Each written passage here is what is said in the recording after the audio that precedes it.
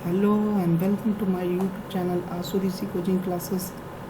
तो कैसे हैं आप लोग बच्चों, आप लोग तो आज हम लोग फिर से स्टार्ट करने वाले हैं कंप्यूटर को। तो कंप्यूटर की क्लासेस, जैसा कि आप लोग जानते ही हैं कि कंप्यूटर की क्लासेस आप लोगों को डे बाय डे के रूप में मिल रही हैं। और ये क्लासेस आपकी जो है UPSSC जूनियर असिस्टेंट आने वाले जो भी एग्ज़ाम्स हैं, UPPCL असिस्टेंट अकाउंटेंट और जो भी एग्ज़ाम हैं जहाँ पर भी कंप्यूटर पूछा जाता है, O लेवल, CCC या अन्य एग्ज़ाम जहाँ पर भी कंप्यूटर पूछा जाता है, और वो ये सारी क्लासेस आपको इक्वली इम्पॉर्टेंट है। तो प्लीज़ आप लोग ध्यान से पढ़िएगा। पहले तो पढ़ने का तरीका ये है कि एक बार अच्छे से इस वीडियो को 1 से 2 बार रिपीट करके देखिएगा।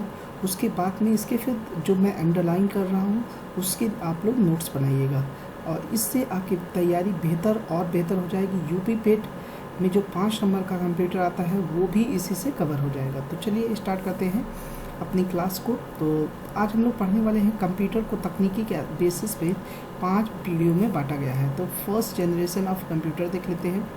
पहले तो कंप्यूटर की जनरेशन देख लेते हैं। फर्स्ट जनरेशन ऑफ कंप्यूटर देखते हैं क्या है।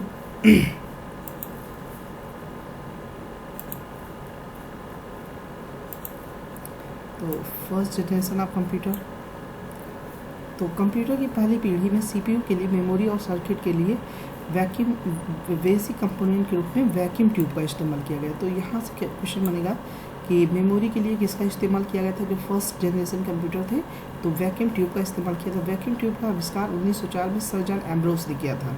अगर वैक्यूम ट्यूब के आविष्कार की बात की जाएगी तो 1904 ईस्वी में किसने किया था? सर जॉन एम्ब्रोस और फ्लेमिंग के द्वारा किया गया था।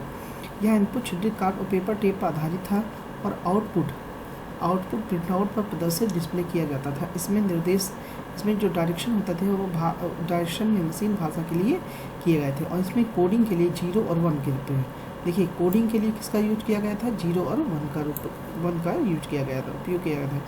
इन कंप्यूटर का आकार बहुत बड़ा होता था और ये बहुत महंगे होते थे। इनमें गर्मी बहुत ज़्यादा उत्पन्न होती थी, जिसके लिए इनको एयर कंडीशन की आवश्यकता होती थी, और बिजली का उपयोग भी ज़्यादा करते थे। अब बात करते हैं इस जनरेशन के कंप्यूटर कौन से हैं। तो ENIAC, EDUAC और UNIVAC 2, IBM 701 और IBM 650 है। वैक्यूम ट्यूब आप लोग जैसा कि पिक्चर में देख रहे होंगे कि ये है वैक्यूम ट्यूब का पिक्चर्स, तो ध्यान से देखिएगा। बात कर लेते हैं सेकेंड जनरेशन ऑफ कंप्यूटर। यहाँ से आपके क्वेश्चन UPSSC पेट के एग्जाम में जरूर पूछे जाते हैं, तो अच्छे से पढ़िएगा। सेकेंड जनरेशन ऑफ कंप्यूटर देख लेते हैं। अगर इसकी टाइम पीरियड की बात करेंगे तो 1956 से लेकर 1963 तक इस पीढ़ी के कंप्यूटर में वैक्यूम ट्यूब की जगह पर ट्रांजिस्टर का प्रयोग किया गया था।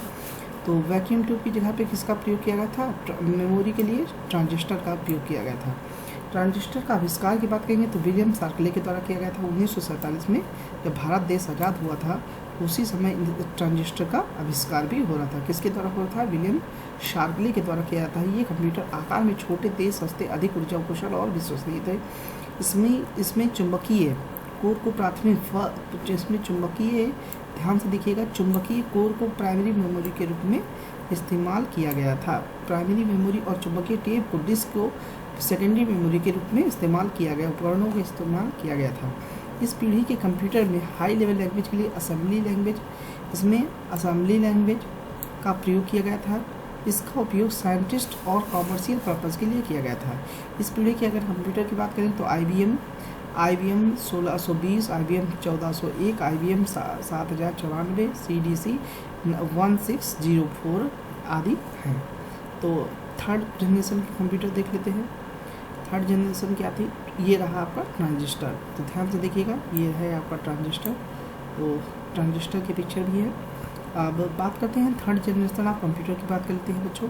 तो थर्ड जनरेशन ऑफ कंप्यूटर क्या है? इसकी अगर टाइम पीरियड की बात करेंगे तो 1964 से लेकर के 1971 तक था। अर्थात 1971 जब, देखिए अब हम लोग इसको लिंक कैसे करेंगे, इसके जनरेशन अगर पढ़ेंगे तो 1964-65 में भारत पाकिस्तान के 1965 का युद्ध और 1971 का युद्ध है ना, दोनों हुए थे। तो ध्यान से रखिएगा, 1965 से 1 साल कम 1964 में और 1971। ठीक है, तो ध्यान से रखिएगा। इस पीढ़ी के कंप्यूटर में ट्रांजिस्टर की जगह आईसी का प्रयोग किया गया था। थर्ड जनरेशन में किसका प्रयोग किया गया था, यहीं से क्वेश्चन बनता है कि बताइए वैक्यूम ट्यूब का इस्तेमाल किस जनरेशन के कंप्यूटर में किया गया था, ट्रांजिस्टर का उपयोग किस जनरेशन में किया गया था, और आईसी का प्रयोग का किस जनरेशन में किया। थर्ड जनरेशन में जो है आपका आईसी का प्रयोग किया गया था। आईसी का आविष्कार जैक किल्बी के द्वारा किया गया था। अगर बात करेंगे आईसी के आविष्कार की, तो जैक किल्बी के द्वारा किया गया था। 1959 में इसका आविष्कार किया था। इसमें एक सिंगल आईसी में सिंगल सिलिकॉन की जो चिप होती थी, उसी में ट्रांजिस्टर, रजिस्टर और कैपेसिटर होते थे। आईसी चिप के उपयोग ने कंप्यूटर की गति को बढ़ा दिया था। इसमें multi programming operating system, high level programming language, यहाँ से पूछा जाता है कि हाई लेवल जो प्रोग्रामिंग लैंग्वेज क्या है, तो आपका फोर्टान, ये आपका ओ लेवल के पेपर में पूछा गया था। ओ लेवल और यूपीपीसीएल के पेपर में यहाँ से पूछा गया था कि इनमें से कौन सा हाई लेवल लैंग्वेज नहीं है। तो अच्छे से पढ़िएगा आप लोग कि इनमें से बहुत सारी चीज़ें पूछी जाती है कि इनमें से कौन सा हाई लेवल लैंग्वेज नहीं है। तो आपका फोर्टान है, कोबाल है, पास्कल है और बेसिक है ना। तो यहाँ से बहुत सारे क्वेश्चन आपके बनेंगे, ठीक है। चलिए तो बात कर लेते हैं आगे बात कर लेते हैं। तो यहाँ से क्वेश्चन आपके बहुत सारे बनते हैं, और ठीक है, फोर्टान, कोबाल, पास्कल और बेसिक से भी क्वेश्चन बनेगा।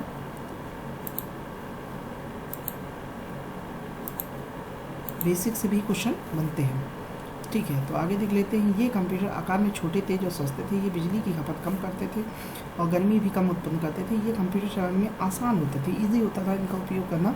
इनका उपयोग साइंटिस्ट, कॉमर्शियल और इंटरेक्टिव ऑनलाइन एप्लीकेशंस के लिए किया जाता था। अब इसकी बात करें कि इस जनरेशन के कंप्यूटर कौन कौन से थे, तो IBM 360 सीरीज के जो भी कंप्यूटर थे वो थे। आप देख सकते हैं PDF के रूप में, ये रही आपकी पूरी उसका कौन कौन से कंप्यूटर थे, तो आप लोग अच्छे से देख लीजिए, है ना। तो ये रहा आपका आईसी, ये रहा आईसी आपका, ये रहा आपका आईसी। अब बात कर लेते हैं फोर्थ जनरेशन ऑफ कंप्यूटर की। फोर्थ जनरेशन ऑफ कंप्यूटर 1972 से लेकर 2010 तक। इसमें LSI अर्थात लार्ज स्केल इंटीग्रेशन, कई बार फुल फॉर्म इसका पूछा जाता है कि LSI का फुल फॉर्म क्या है, तो लार्ज स्केल इंटीग्रेशंस है। LSI का फुल फॉर्म क्या होता है बच्चों, तो लार्ज स्केल इंटीग्रेशंस है। और very large scale integration, VLSI, very large scale integration तकनीक का इस्तेमाल किसमें किया था, फोर्थ जनरेशन ऑफ कंप्यूटर में किया गया था। इसमें LSI तकनीक का प्रयोग करके हज़ारों ट्रांजिस्टर क्या किया गया था, हज़ारों ट्रांजिस्टर को एक सिलिकॉन के चिप पर लगा दिया गया था। इस आविष्कार से सेंट्रल प्रोसेसिंग यूनिट अर्थात CPU एक छोटी सी चिप में आ गई थी, जिसको माइक्रो प्रोसेसर कहा जाता था। क्या कहा जाता, CPU को क्या कहा जाता था बेटा, माइक्रो प्रोसेसर कहा जाता था। ध्यान से देखिएगा, यहीं से क्वेश्चन बनेगा बेटा, है ना। तो एक सेंट्रल प्रोसेसिंग यूनिट एक छोटी सी चिप में आ गई थी, जिसे माइक्रो प्रोसेसर कहा गया था। इसका उपयोग वाले कंप्यूटर को माइक्रो कंप्यूटर कहा जाता है। MS-DOS और MS विंडो जैसे ऑपरेटिंग सिस्टम इसी समय के दौरान विकसित होते। तो ऑपरेटिंग सिस्टम कौन कौन से होते हैं, यही से क्वेश्चन आता है कि ऑपरेटिंग सिस्टम MS-DOS क्या एक ऑपरेटिंग सिस्टम है, MS विंडो क्या एक ऑपरेटिंग सिस्टम, बिल्कुल एक ऑपरेटिंग सिस्टम है। तो बहुत ही कायदे से इन सारी चीज़ों को हम लोगों को क्या है पढ़ना है, ताकि हमारा क्वेश्चन कभी गलत ना हो। MS-DOS और MS विंडो जैसे ऑपरेटिंग सिस्टम इसी दौरान विकसित किए गए थे। इसमें ग्राफिकल यूज़र इंटरफेस अर्थात GUI, यहाँ से क्वेश्चन बनेगा कि GUI का फुल फॉर्म क्या होता है, तो ग्राफिकल यूज़र इंटरफेस होता है। ओ लेवल के एग्जाम में पूछा गया था, का भी समर्थन करता है। इसमें प्रोग्राम और हाई लेवल लैंग्वेज प्रोग्रामिंग में कई बार ये देखिए UPPCL में आया हुआ क्वेश्चन है कि इसमें से कौन सा हाई लेवल लैंग्वेज नहीं है, C++ या डाटाबेस। तो ये सारे के सारे क्या हैं, हाई लेवल लैंग्वेज है। और फोर्टान, कोबाल, पास्कल आपने पहले पढ़ा होगा, तो वो भी क्या थे, एक हाई लेवल लैंग्वेज थे। इस पीढ़ी के कंप्यूटर की बात करें तो IBM 4341, DEC 10, Star 1000, PUP 11 है। अब बात करते हैं 5th जनरेशन ऑफ कंप्यूटर की। तो ध्यान से देखिएगा, 5th जनरेशन ऑफ कंप्यूटर की बात करते हैं। अगर 5th जनरेशन ऑफ कंप्यूटर की बात करेंगे तो 5th जनरेशन ऑफ कंप्यूटर की बात करते हैं तो हम लोग आगे देखते हैं 5th जनरेशन ऑफ कंप्यूटर क्या है बच्चों। यह जनरेशन कंप्यूटर का प्रेजेंट जनरेशन वर्तमान जनरेशन है। इस जनरेशन के computer LSI ultra large scale integration technology पर आधारित। इसमें आर्टिफिशियल इंटेलिजेंस अर्थात AI को डेवलप किया जा रहा है, जिसमें खुद से सोच समझने की शक्ति होगी। इस दौरान 64 बिट माइक्रो प्रोसेसर को विकसित किया गया था। अर्थात यहीं से एक क्वेश्चन बनेगा कि 64 बिट माइक्रो प्रोसेसर को कब विकसित किया गया था। तो 5th जनरेशन ऑफ कंप्यूटर में 64 बिट माइक्रो प्रोसेसर को विकसित किया गया था। इसमें हाई लेवल लैंग्वेज और नेचुरल लैंग्वेज प्रोसेसिंग का उपयोग किया गया था। इसका उपयोग कमर्शियल ऑनलाइन मल्टीमीडिया और नेटवर्क के उपयोग के लिए किया जाता है। इस पीढ़ी के कुछ computer desktop, laptop, notebook, Chrome book ये वाले ध्यान से देखिएगा। यहाँ से आपका क्वेश्चन बनेगा कि 5th जनरेशन ऑफ कंप्यूटर में कौन कौन से कंप्यूटर थे।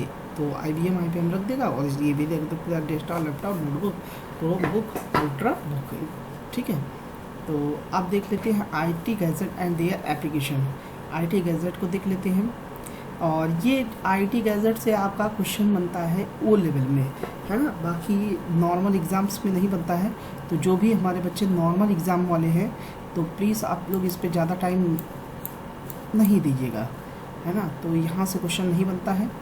बात की देख लेते हैं ICT का फुल फॉर्म क्या है। एक IT डिवाइस सूचना और संचार प्रौद्योगिकी के लिए प्रयोग किया जाता है। यह एक ऐसा व्यापक शब्द है जो सभी उपलब्ध संचार उपकरणों जैसे कि सेलफोन, टेलीविज़न सेट ये आदि को कवर करता है। IT में इंटरनेट से जुड़े डिवाइस और वायरलेस तकनीक के द्वारा समर्थित मोबाइल दोनों शामिल है। इसकी परिभाषा लैंडलाइन, फोन, डैश है। ICT information communication technology device व्यक्तियों और संगठनों, कंपनियों, सरकारी प्रतिष्ठानों के लिए विशेष रूप से डिज़ाइन किए गए हैं और इनका उपयोग के डिजिटल दुनिया में एक दूसरे के संवाद करने की अनुमति देते हैं। ICT गैजेट और उनके उपयोग में स्मार्टफोन, टैबलेट, डैश हैं और हम व्यक्तिगत और व्यावसायिक दोनों स्तरों पर ICT का उपयोग करते हैं। कंप्यूटर प्रौद्योगिकी अनुप्रयोग अब मानव द्वारा किए गए सैकड़ों कार्य का परिणाम होते हैं। तो यहाँ से क्वेश्चन आपके नहीं पूछे जाते हैं, बस ICT का फुल फॉर्म पूछ लिया जाता है। यहाँ पे जैसे कोई अगर बहुत जिसका कंप्यूटर में क्लास 10th है या क्लास 12th है या O लेवल है तो यहाँ पे डिस्क्रिप्टिव टाइप क्वेश्चन पूछे जाते हैं ICT से। तो IT गैजेट कौन कौन से हैं, यहाँ से क्वेश्चन बनता है बच्चा। IT गैजेट कौन कौन से हैं, तो IT गैजेट है आपका फर्स्ट है टीवी है, मोबाइल है, लैपटॉप है। ठीक है, टीवी, मोबाइल और लैपटॉप को IT गैजेट के रूप में रखा जाता है। तो यहाँ से आपका क्वेश्चन बनेगा। तो यहाँ ये सारी चीज़ें देख लीजिएगा आप लोग। टैबलेट, डेस्कटॉप, PDA, GPS से क्वेश्चन बनता है बहुत ही, PDA और GPS टेलीफोन। अब यूज़ ऑफ कंप्यूटर, यहाँ से भी क्वेश्चन ना के बराबर बनता है। तो हम लोग बस खाली हल्का देखेंगे, एक बार लर्न कर लेंगे। आधुनिक युग में कंप्यूटर हमारे दैनिक जीवन का एक महत्वपूर्ण हिस्सा रहा है। आज वे प्रारंभिक कंप्यूटरों की तरह सिर्फ गणना नहीं करते, बल्कि इन दिनों कंप्यूटर का उपयोग हर जगह जैसे घरों, शैक्षणिक संस्थानों, व्यवसाय, चिकित्सा, सरकारी कार्यालयों, कृषि, रिसर्च, बैंकिंग, रक्षा व सैन्य क्षेत्रों में किया जाता है। तो बस खाली एक बार हम लोग को एक बार ओरल पढ़ लेना ताकि हमको चीज़ें समझ में आती रहे। Use of computer in different fields, यहाँ से भी क्वेश्चन नहीं बनता है। हाई स्कूल, इंटर में, बाकी O लेवल के एग्ज़ाम में यहाँ से क्वेश्चन बनते हैं। बाकी नॉर्मल क्वेश्चन नहीं बनते हैं, कंपटीशन में नहीं बनेंगे, है ना। तो कंप्यूटर का शिक्षा के क्षेत्र में उपयोग देख लेंगे। हम केवल हेडिंग पढ़ेंगे। कंप्यूटर का दैनिक जीवन में उपयोग क्या है। कंप्यूटर का शिक्षा के क्षेत्र में उपयोग क्या है, आगे देखते हैं। कंप्यूटर का चिकित्सा के क्षेत्र में उपयोग क्या है। कंप्यूटर का बैंकिंग के क्षेत्र में उपयोग क्या है, आगे देख लेते हैं। कंप्यूटर का व्यापार के क्षेत्र में उपयोग क्या है।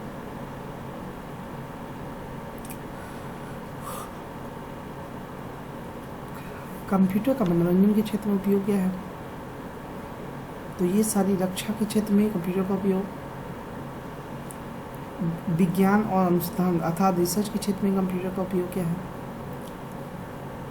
हाँ, basic of hardware and software, यहाँ से बच्चों आपके बहुत ही बेहतर तरीके से क्वेश्चन बनते हैं। तो यहाँ से हम लोग पढ़ते हैं फिर से, है ना। जहाँ जहाँ से क्वेश्चन आप लोगों के बनने वाले हैं वहाँ से हम लोग कायदे से चीज़ों को देख लेंगे ताकि क्वेश्चन गलत ना होने पाए। कंप्यूटर के भौतिक भागों को हार्डवेयर कहा जाता है, या फिर कंप्यूटर के वे पार्ट जिन्हें हम टच कर सकते हैं वे सभी हार्डवेयर पार्ट कहलाते हैं। कंप्यूटर में कई अलग अलग प्रकार के हार्डवेयर कंपोनेंट्स होते हैं। उन सभी कंपोनेंट्स को मदरबोर्ड के साथ जोड़ा जाता है। तो कंप्यूटर की जितने भी चीज़ें होती हैं उनको किसके साथ जोड़ा जाता है? मदरबोर्ड के साथ जोड़ा जाता है। जैसे माइक्रो प्रोसेसर, जैसे क्या है microprocessor, hard disk, floppy disk, optical disk, monitor, keyboard, printer etcetera. Computer के हार्डवेयर पार्ट को 4 भागों में बांटा गया है, जो कि नीचे IPOS अर्थात इनपुट प्रोसेसिंग आउटपुट स्टोरेज। यहाँ से ये जो चार्ट है आपका, ये बहुत ही ज़्यादा इम्पोर्टेंट चार्ट है और यहाँ से आपके बहुत सारे क्वेश्चन बनेंगे बेटा। मतलब एक क्वेश्चन बनते हैं और ये समझ लीजिए UPSSC की जान है, ठीक है। तो इनमें से कौन सा इनपुट डिवाइस नहीं है, इनमें से कौन सा आउटपुट डिवाइस नहीं है, इनमें से कौन सा प्रोसेसिंग डिवाइस नहीं है, इसमें से कौन सा स्टोरेज डिवाइस नहीं है। तो यहाँ से UPSSC क्वेश्चन बहुत सारे क्वेश्चन बनाता है। तो एक एक करके हम लोग देखते हैं। कीबोर्ड क्या है? Printer, plotter, speaker, projector.